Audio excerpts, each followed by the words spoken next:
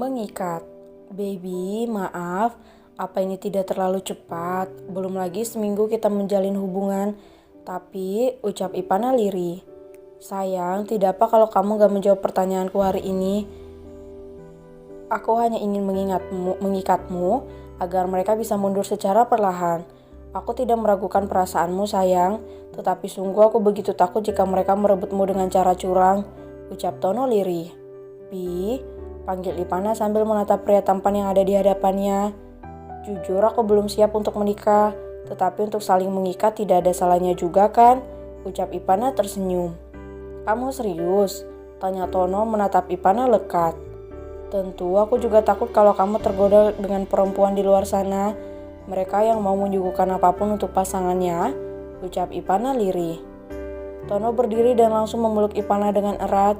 Gadis cantik itu terkejut dan termagu, namun perlahan ia membalas pelukan hangat yang diberikan oleh Tono.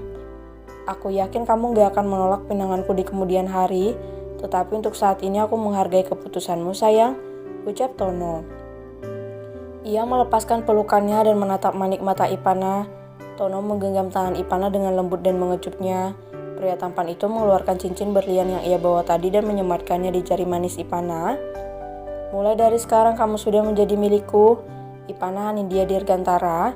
Aku berjanji akan selalu menjagamu, menjadikanmu ratu di dalam hidupku, menemanimu sampai kapanpun, baik susah maupun senang, ucap Tono tersenyum. Bi, kamu seperti tengah mengucapkan janji pernikahan, ucap Ipana terkekeh dengan mata yang berkaca-kaca. Anggap saja aku sedang latihan sayang, ucap Tono tersenyum manis. Baiklah, terima kasih baby. Aku juga ada sesuatu untukmu, ucap Ipana mengeluarkan sebuah kotak yang berisikan cincin bertuliskan namanya di sana. Baby, cincin ini hadiah dari abang. Katanya jika aku menemukan seseorang yang memang pantas untuk bersanding denganku, menggantikan ayah dan abang untuk menjagaku, maka aku boleh memberikannya kepada laki-laki itu. Ucap Ipana tersenyum namun sukses membuat Tono terkejut. Apa ini tandanya kamu? Ucap Tono tidak percaya. Ya Bi, mulai sekarang kamu juga menjadi milikku. Sampai kapanpun, aku hanya belum siap untuk menikah. Aku harap kamu bersabar sedikit lagi. Ucap Ipana tersenyum. Aku paham sayang, ucap Tono tersenyum. Ipana memasangkan cincin keramat itu di jari manis sang baby tampannya. Ia begitu terkejut ketika cincin itu begitu muat di jari manis Tono. Mata mereka bertatapan karena merasa tidak percaya satu sama lain. Apa Tuan Fajri menyiapkan ini semua untukku? Cincin ini begitu pas, tidak sempit ataupun tidak longgar, batin Tono. Tono kembali memeluk Ipana karena ini terasa sangat tidak masuk di akal. Apa ini jalan dari Tuhan untuknya? Untuk memang mereka ditakdirkan untuk bersama, hanya Tuhan yang tahu.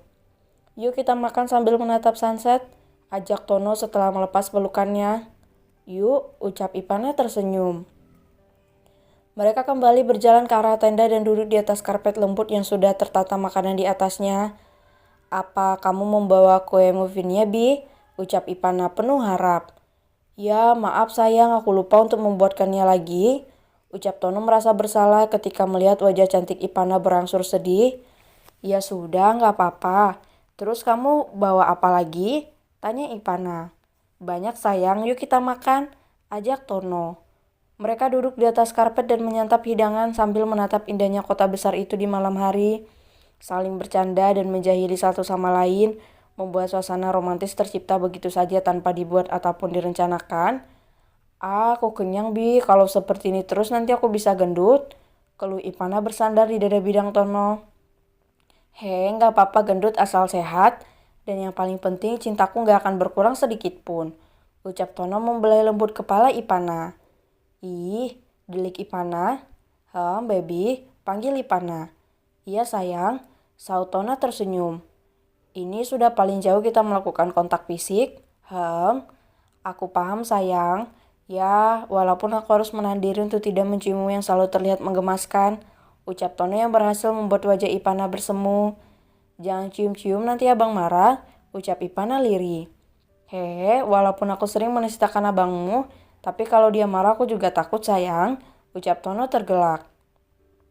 Jangan dibiasakan apalagi kalau kamu keceplosan di tempat rame, bahaya, ucap Ipana terkekeh. Iya sayang, aku sedang menahannya, ucap Tono yang juga ikut tertawa. Kita foto dulu yuk, ucap Ipana. Ipana mengambil foto mereka berdua, tak lupa juga foto dua cincin yang sudah melekat di jari manis mereka.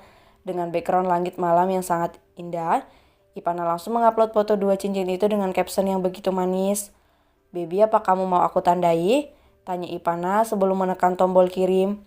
Aku belum siap sayang, belum siap melihat fanboy kamu patah hati, ucap Tono tergelak. Haha, baiklah, aku upload ya, tanya Ipana. Iya sayang, ucap Tono mengecup kepala Ipana dengan lembut. Milikku, berani mendekat, bacok, love you baby, tulis Ipana dan langsung mengunggah foto itu di salah satu media sosialnya. Ia langsung menyimpan ponselnya dan kembali bercerita banyak hal bersama Tono. Hingga waktu menunjukkan pukul 8 malam, pria tampan itu segera mengajak Ipana untuk pulang, agar tidak memancing keributan antara dirinya dan Fajri ketika di rumah nanti. Sementara di rumah keluarga Dirgantara, Fajri sudah tiba menjelang waktu makan malam. Ia mengernyit ketika melihat tamu yang tidak diundang telah duduk di ruang tamu bersama dengan ayah dan bundanya. Ayah, bunda, panggil Fajri yang baru saja keluar dari kamar. Sementara Sapira dan bocil kembar sudah terlelap dan tidak ingin dibangunkan lagi. Bang, udah makan nak?